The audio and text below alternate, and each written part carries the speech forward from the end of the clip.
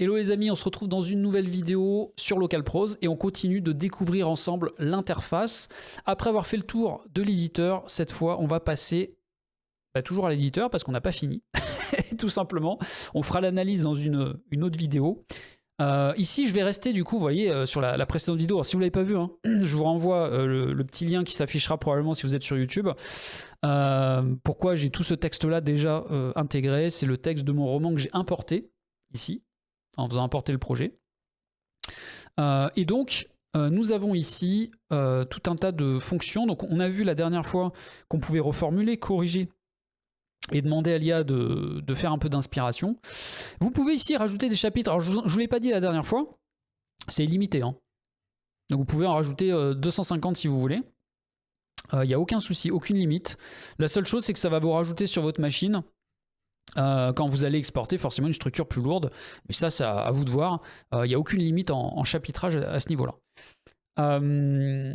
Nous avons donc les trois fonctions ici, on en a parlé. Je vais vous parler un petit peu de cette barre ici, parce que alors voilà, on va rester sur Catchno, sur ce chapitre. Donc vous pouvez, on l'a vu, retour arrière, retour avant.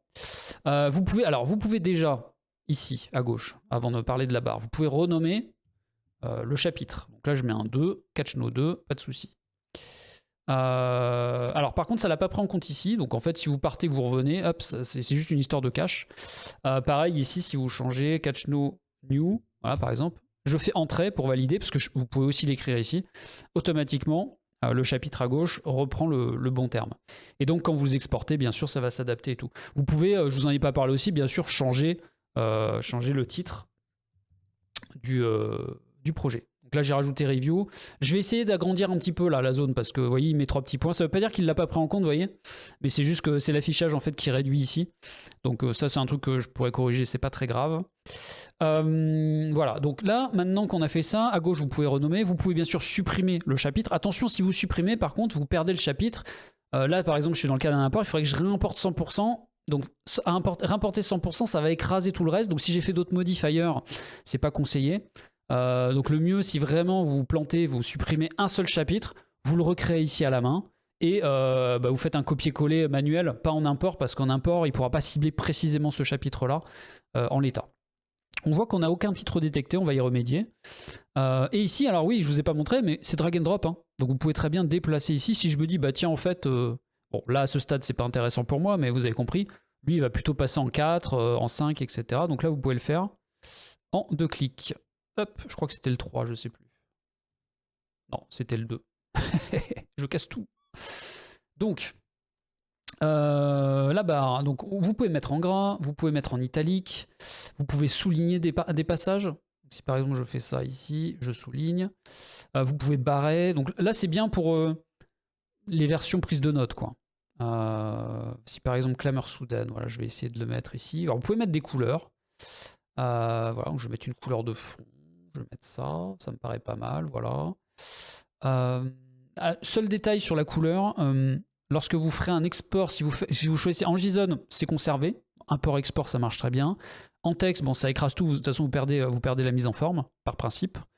En doc, si vous exportez en doc, c'est le seul élément de mémoire que j'ai pas réussi à exporter. C'est-à-dire que vous allez perdre tout ce que vous avez surligné dans vos chapitres. Donc, ayez ça en tête, en gros. Je vais y arriver. Si vous surlignez beaucoup et que vous aimez surligner des éléments, vous devrez rester en fait dans Localprose pour que ça fonctionne. Effacer la mise en forme, donc ça c'est intéressant. Si par exemple je me dis voilà, j'ai pas envie de, voilà, je peux pas revenir en arrière en plus parce que j'ai quitté le paragraphe, je suis revenu dessus. Donc automatiquement il perd l'historique de l'avant-arrière dans ce truc-là. Et vous sélectionnez tout le paragraphe et vous faites effacer la mise en forme, ça efface tout. Voilà, ça c'est plutôt pratique. Vous pouvez alors cliquer ici, là ça se met à gauche, là ça centre effectivement le contenu. Là par exemple ça je vais le centrer à droite. Vous pouvez justifier, ça je sais que c'est assez utile. Certains aiment bien justifier. Voilà, là j'ai justifié ce paragraphe-là. Et puis, ça j'aime beaucoup, mais je vais revenir juste après. Donc par défaut, tout le texte que vous saisissez là, c'est du normal. C'est considéré comme typo normal. Vous pouvez faire des listes, hein, voilà. Donc là, si par exemple j'ai envie d'écrire mon premier élément, bon, second. Bon, troisième. Donc là, vous allez sur le premier, vous cliquez, mettons, on va mettre une liste numérotée. Alors, si vous voulez, parce que là, si vous cliquez sur le deuxième, vous refaites une liste, ça, ah bah si, ça en tient compte parce qu'il a la suite. Parce que si par exemple ici, je fais un saut de ligne, je pense qu'il réinitialise à mon avis. Voilà, c'est ça. Donc c'est plutôt bien foutu. Ça, je l'avais même pas testé, vous voyez les amis, donc là je le teste avec vous. Donc voilà, vous voyez, il fait une numérotation automatique, donc ça c'est plutôt pas mal aussi. C'est plutôt sympathique. Vous pouvez transformer ça en liste à puces, vous voyez, si vous en avez envie. Et tant qu'on est sur l'éditeur, vous voyez, on peut revenir en arrière et vous pouvez bien sûr vous éclater là-dessus. On va rester comme ça, juste pour l'exemple. Vous pouvez mettre des citations. Alors citation, j'ai pas dû trop styler le rendu, si je veux citer ça par exemple. Voilà, ça me fait juste... Ouais, c'est quand même pas mal, je trouve. C'est assez lisible. C'est agréable à la lecture. Alors, notez que là, j'utilise le logiciel pour faire plutôt de l'écriture de fiction, de roman, mais rien ne vous empêche de ne pas créer, de ne pas gérer ce système de chapitres ou de détourner l'usage en vous disant bah, les chapitres, en fait, c'est plutôt des parties d'un document qui n'est pas du tout un livre de base. C'est plus un rapport que je veux produire, par exemple, en utilisant Localprose. Et du coup, vous pouvez très bien vous dire, bah, moi j'ai envie de formater comme ça parce que c'est agréable à travailler. Et ça me permet de développer l'IA dessus. Si par exemple, vous faites de l'inspiration IA sur des parties qui sont formatées, ça fonctionnera de la même façon. Hein. L'IA ne fait pas la distinction entre le fait que c'est une liste à puces, une partie comme ci, comme ça, etc. Là, vous voyez, je lui ai demandé de faire un petit texte là-dessus, il m'a donné son résultat. On peut augmenter le retrait. Bon là du coup, vous voyez, au niveau des éléments de liste, ça permet de faire des éléments sur plusieurs niveaux. C'est intéressant pour classer aussi. Et vous pouvez, même dans le... j'ai même pas testé ça, même dans la citation, vous pouvez faire des retraits. Bref, ce qui est intéressant, c'est ça aussi que je voulais vous montrer, et j'aime beaucoup parce que je trouve que pour structurer des documents, ça va en aider beaucoup. Bah, par exemple, vous faites... il se réveille. Je suis à droite. Ah oui, alors, attendez, parce que là, je fais n'importe quoi avec les styles, du coup, les amis, je m'y perds, là. C'est pas très... Attends, je suis où, là? Je suis là. J'avais perdu mon curseur. Il se réveille. Et donc, il se réveille, bah, je vais en faire un titre de niveau 1. Voilà. Alors, plutôt de niveau 2 pour le coup, mais bon, niveau 1, ça devrait marcher aussi. Niveau 1, c'est plus si vous voulez faire un titre, en fait. Alors, mettons... C'est pas conseillé, mais vous pouvez très bien le faire si vous avez envie de travailler votre document comme ça. Mettons que le titre de mon document, c'est « Il se réveille ». Voilà. Ne me dites pas pourquoi ça s'appelle comme ça. Voilà, après c'est le paroxysme. Et là, par exemple, on va faire un niveau 2, ça va être Wake up ». Wake up. Réveille-toi. Et on va le mettre en titre 2. Et ensuite, on écrit un petit peu, puis on va se dire, bah tiens, je vais écrire un autre titre 2. Cela fait 6 mois que j'ai dégodé un nouveau job alimentaire. Voilà, on va appeler ça job alimentaire. Voilà, je vais écrire ici titre 2. Et puis, dans job alimentaire, je vais être en retard. Voilà, je vais être en retard. Ça, on va dire que c'est un sous-sous-titre, puisque ça va être un niveau 3. J'ai pas mis plus parce que si vous voulez, on pourra descendre plus bas. Mais ça a aussi une raison, c'est que dans l'export, typiquement, Word va tenir compte aussi de ce système de titres et vous allez pouvoir les récupérer. Donc là, vous voyez, on a mis quand même un certain nombre d'éléments et vous pouvez en mettre autant que vous voulez. Notez qu'à gauche, le plan s'est créé automatiquement au niveau du paragraphe. Donc ça, je trouve que c'est assez intéressant pour se repérer. Alors vous pouvez, vous voyez, replier, déplier. Donc ça, c'est quelque chose, je trouve, de plutôt intéressant. Parce qu'au bout d'un moment, si vous en avez plein, bah, ça devient vite illisible, mais vous pouvez en déplier plusieurs. Et, miracle au miracle, voilà. Ça crée un système d'encre. Donc là, vous êtes sur Wake Up. Là, vous êtes, vous voyez, sur Job alimentaire. Et là, vous êtes sur Je vais être en retard. Ça veut dire que ça vous amène à l'endroit du document. Donc on va faire un truc très profond, par exemple. Si par exemple, je fais quelques calories en moins. Voilà. Calories en moins. Plus tard. Et oui, écrire dépense pas mal de calories. On va mettre un titre de niveau 3 ici. Vous voyez, hop, il se met à gauche. Et si, hop, je reviens au début, il se réveille. Et là, je vais aller sur quelques calories en moins. Automatiquement, on arrive dessus. Donc ça, c'est super intéressant.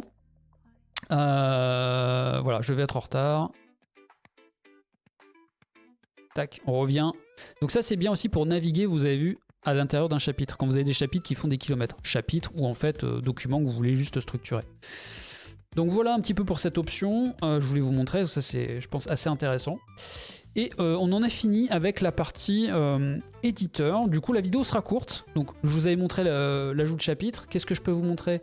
Mode focus, peut-être sur les petits éléments que j'ai sortis du mode focus pour la partie effectivement settings. Alors donc ces paramètres là que vous avez en haut à droite, donc là vous voyez je suis bien sur mon chapitre et ça a bien récupéré mes titres. Par contre vous voyez ici je suis incapable dans ce mode focus de dire ça c'est un niveau 2, c'est un niveau 3, ce sont des titres. Ici on est concentré sur l'écriture, on n'est pas sur du format, donc c'est indissocié, on est vraiment que sur du texte épuré. Mais ici j'ai extrait du coup certains settings, des paramètres génériques. Vous les retrouvez dans l'option paramètres du logiciel si vous voulez aussi, ce sont les mêmes. Il y a le Pomodoro, je vous l'avais montré, il y a le nombre de mots effectivement dans la session. On peut réinitialiser. Et vous avez le fond, donc par exemple là, j'ai pas envie qu'il y ait de fond, j'enlève le fond. Voilà. Donc là on est vraiment sur quelque chose d'extrêmement épuré. Mais bon, j'aime bien finalement, je vais plutôt faire la cabane de pêcheur, voilà, une petite cabane sympa. Là je trouve que finalement l'opacité est pas trop mal. Alors vous pouvez changer donc dans les paramètres, pas ici, mais dans l'option paramètres du logiciel, l'interlignage ici, si vous voulez augmenter ou diminuer l'espace entre les lignes pour la lisibilité. Vous pouvez changer aussi l'opacité du fond. Là vous voyez qu'ici, derrière le texte, vous avez une opacité par rapport au fond, où il y a une sorte de transparence. Ben, vous pouvez créer beaucoup plus d'opacité à ce niveau-là, parce que peut-être que voir un petit fond comme ça derrière du texte, ça vous perturbe, ou à l'inverse, au contraire, enlever un petit peu cette opacité. Donc, vous gérez ça comme vous voulez. Mais ici, donc, vous pouvez sélectionner le fond, donc il y a le château aussi. Et vous avez ici la possibilité juste de gérer l'opacité. Donc là j'ai mis vraiment les réglages que j'estimais être les plus critiques quand on découvre le mode focus, qu'on n'est pas encore passé dans les réglages avancés. Et on se dit bon très rapidement là ça me va pas, c'est pas assez lisible, ça l'est trop, etc. Vous voyez on peut jouer avec la luminosité du fond. Là par exemple je trouve que le fond est un peu trop lumineux en 50 personnellement.